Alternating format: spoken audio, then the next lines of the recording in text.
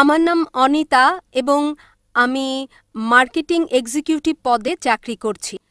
আমি জানতে চাই যে আমি আমার এক মুসলিম বন্ধুর কাছ থেকে শুনেছি যে শেষ পর্যন্ত সকল মুসলিম নাকি জান্নাতে যাবে এবং যারা অমুসলিম তারা সবাই জাহান্নামে যাবে। তো আমি এই বিষয়ের ব্যাখ্যা জানতে চাচ্ছি।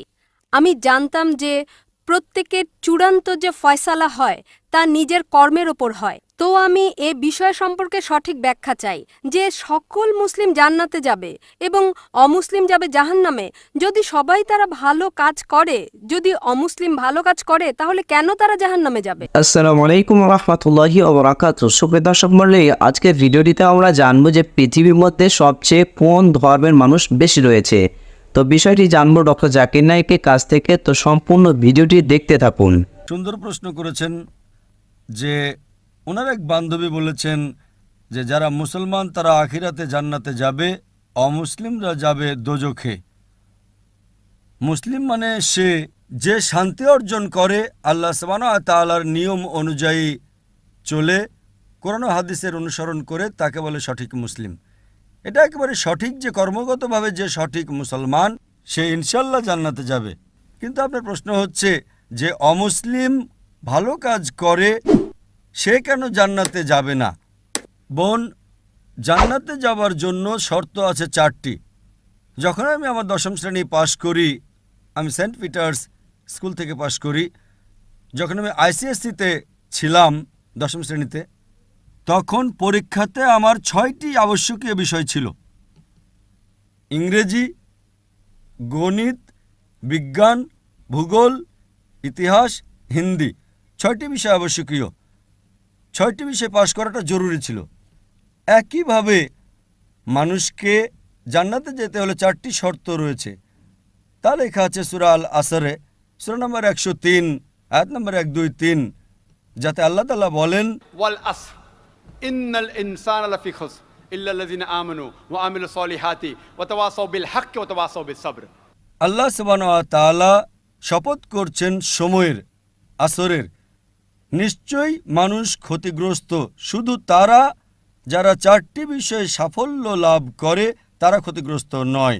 আর সে 4টি বিষয়: ঈমান, নেক আমল, মানুষকে সত্যের উপদেশ দেওয়া ও ধৈর্যের উপদেশ দেওয়া। যেভাবে আমাকে 10ম শ্রেণী পাশ করার জন্য 6টি বিষয় পাশ করাটা ঠিক জরুরি ছিল। যেমন ধরেন, যদি আমি অঙ্ক, ইংরেজি, ইতিহাস, ভূগোল, বিজ্ঞানে 99% নাম্বার পাই, 99%, এবং হিন্দি বিষয়ে শুধু আমি 10% পাই এবং পাশের নম্বর 40% হয়, পাশের জন্য 40 নম্বর প্রয়োজন। যদি একটা বিষয়ে আমি হিন্দিতে 10% নাম্বার পাই এবং বাকি 5টা বিষয়ে 99% নাম্বার পাই, তখন কি আমি 10ম শ্রেণী পাশ করতে পারবো কি না? বোন, আমি আপনাকে জিজ্ঞেস করছি, আমি 10ম শ্রেণী পাশ করতে পারবো কি পারবো না? এক বিষয়ে 10%, অন্য 5টা বিষয়ে 99%, আমি 10ম শ্রেণী পাশ করতে পারবো কি পারবো না? জি না। না। কেন? যেহেতু আমি হিন্দি বিষয়ে 10% নাম্বার পেয়েছি, হোক অন্যগুলোতে 99%, হিন্দিতে 10 নাম্বার ফেল। ওই রকম ভাবে জান্নাতে যেতে হলে সূরা আল আসর অনুযায়ী 4টি বিষয় জরুরি: ঈমান, নেক আমল, যেমনটা আপনি বলেছেন, ওয়া তাওয়াসাউ বিল হক, মানুষকে সত্যের পথে ডাকা, ওয়া তাওয়াসাউ বিস সবর, মানুষকে ধৈর্যের উপদেশ দেওয়া। 4টি বিষয় হচ্ছে জরুরি।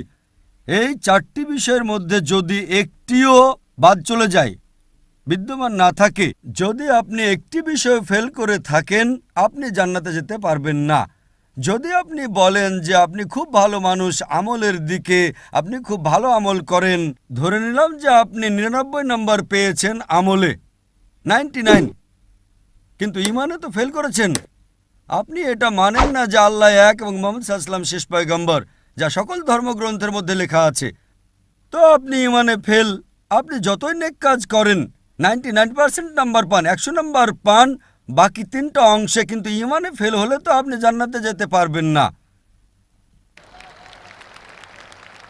এই একইভাবে যদি কোনো মানুষ হয় নামে মুসলমান, ভালো কাজ করে না, নেক আমল করে না, ওয়া তাওয়াসাউ বিল হক, আহ্বান করছে না লোকদের, সত্যের পথে ডাকছে না, কিংবা মানুষকে ধৈর্যের উপদেশ দিচ্ছে না, শুধু নামে মুসলমান, মোহাম্মদ, সুলতান, জাকির, আব্দুল্লাহ, তো সে জান্নাতে যাবে না। তাকে জান্নাতে যেতে হলে ঈমান, নেক আমল, মানুষকে সত্যের উপদেশ ও ধৈর্যের উপদেশ দেওয়া, 4টি বিষয় দরকার। এই জন্যই আপনার আমল যতই ভালো হোক, যদি ঈমান না থাকে যে আল্লাহ এক এবং আল্লাহ তাআলা ছাড়া অন্য কারো ইবাদত করা উচিত নয়, এবং এটাতে ঈমান নেই যে মুহাম্মদ সাল্লাল্লাহু আলাইহি সাল্লাম শেষ পয়গম্বর, তা আপনি জান্নাতে কখনোই যেতে পারবেন না।